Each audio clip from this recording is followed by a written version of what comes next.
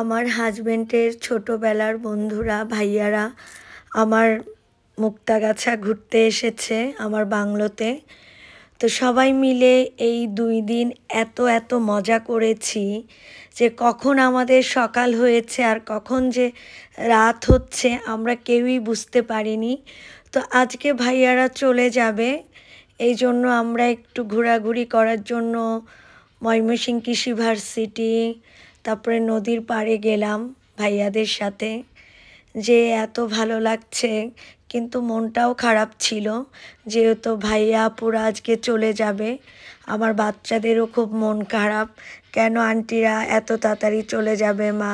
বা আমার হাজব্যান্ডেরও মন খারাপ, একদম ওর ছোটোবেলার বন্ধু, যেহেতু ও ক্যাডেটে পড়াশোনা করেছে, ওর ক্যাডেটের ছোটোবেলার বন্ধু। ভাইয়ারা আসাতে বেশি খুশি আমার হাজব্যান্ড, ওর সময়টা অনেক ভালো কেটেছে এবং ভাবিরা আপুরা আসাতে আমিও অনেক খুশি। সবাই মিলে এত মজা করলাম, বাচ্চারাও খুব মজা করেছে। তো ওই যে মেহমান আসলে এত ভালো লাগে আর চলে গেলে মনটা খুবই খারাপ হয়ে যায়। তো ভাইয়াদেরকে আপুদেরকে বলেছি শীতের সময় আবার চলে আসবেন, তখন কিন্তু 4-5 দিনের জন্য আসবেন, 1-2 দিনের জন্য একদমই আসবেন না। এবং সবাইকে খুব বেশি মিস করতেছি আপু ভাইয়া, আপনাদের সবাইকে। সবাই অনেক ভালো মানুষ, অনেক ভালো ছিল। এবং ওই যে একটা কথা আমি কিছুদিন আগে আমার ভিডিওতে বলেছি, সবার কাছে সবাই আসে না, সবার সাথে সবাই মিশে না। তো আমার হাজব্যান্ড অনেক একজন ভালো মানুষ এবং যারা এসেছিল আমার এখানে আমার হাজব্যান্ডের বন্ধু, তারাও অনেক ভালো মানুষ এবং আপুরা সবাই অনেক ভালো। কেউ ডাক্তার ছিল, কেউ ইঞ্জিনিয়ার ছিল, কেউ বড় প্রাইভেট কোম্পানিতে চাকরি করে, কেউ বিজনেস করে। সব কিছু মিলিয়ে আমাদের সময়টা এত সুন্দর গিয়েছে, এই মুহূর্তটা সারা জীবন স্মরণ হয়ে থাকবে। কিন্তু এত বেশি মিস করতেছি সবাইকে। আমি যখন ভাইয়াদের সাথে আজকেও ছিলাম 3:30 পর্যন্ত, ভাইয়াদের কাছ থেকে যখন বিদায় নিয়ে চলে এসেছি, বাট তখন আমার বাংলোতে ফিরে এত ফাঁকা লাগছে এবং আমার মনটা ভীষণ খারাপ হয়ে গিয়েছে। আমার হাজব্যান্ডকে বলতেছি ভাইয়া আপুরা চলে গেছে, খুবই খারাপ লাগতেছে। এবং আমার বাচ্চারাও বারবার বলতেছিল এটাই মানুষের জীবন, সবাই সবার কাছে আসবে আবার চলে যাবে, এটাই দুনিয়ার নিয়ম। কিন্তু মেনে নিতে কষ্ট হয়, মানে আত্মীয় স্বজন যখন বেড়াতে আসে এত ভালো লাগে, চলে গেলে মনটা খুব বেশি খারাপ হয়ে যায়। তবে ওই যে একটা কথা বললাম, আমার মানে যেহেতু আমার হাজব্যান্ডের ছোটোবেলার বন্ধু, সবাই সবার জায়গা থেকে এত বেশি ব্যস্ত থাকে, চাইলেও সবার সাথে সবাই একসাথে হয়ে দেখা করতে পারে না। যেহেতু বাচ্চাদের স্কুল পূজার জন্য বন্ধ, এই জন্য ভাইয়ারা আমার এখানে চলে এসেছে। এতে আমি এতটা খুশি হয়েছি যে কাউকে বোঝানোর মতো আমার ক্ষমতা নাই।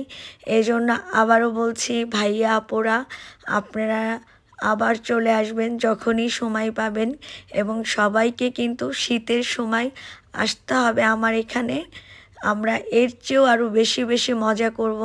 এবং এত মজা লেগেছে আমাদের জয়া আপু, উনি ডাক্তার, এত সুন্দর গান শুনিয়েছে, মানে গান গেয়েছে, সব আপুরাই গেয়েছে, সবাই মিলেই গান গেয়েছি।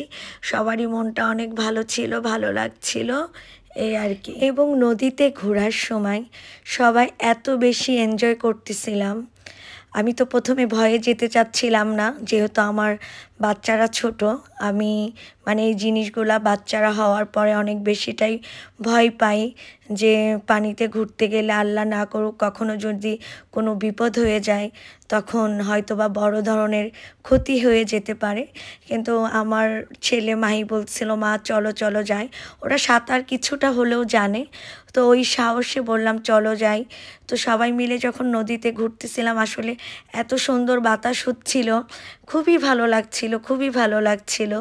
আসলে যখন কেউ বেড়াতে আসে সবাইকে নিয়ে ঘুরতে গেলে ওই মুহূর্তটা খুবই সুন্দর এবং খুবই ভালো থাকে।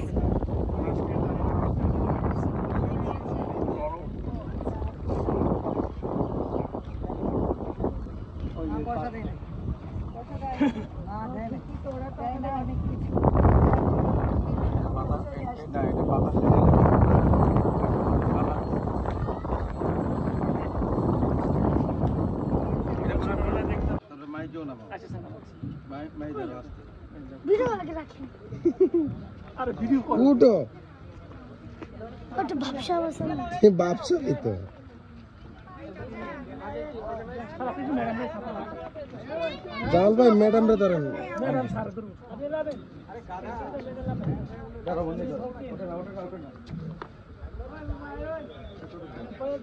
ম্যাডাম ওইটা কিন্তু পিস্টা সারটা নিতে পারবে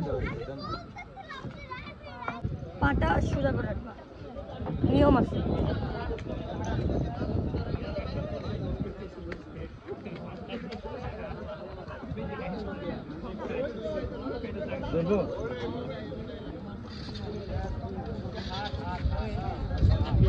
আপনি জান গারে ভাই কিসে আমি একটু দাঁড়াবেন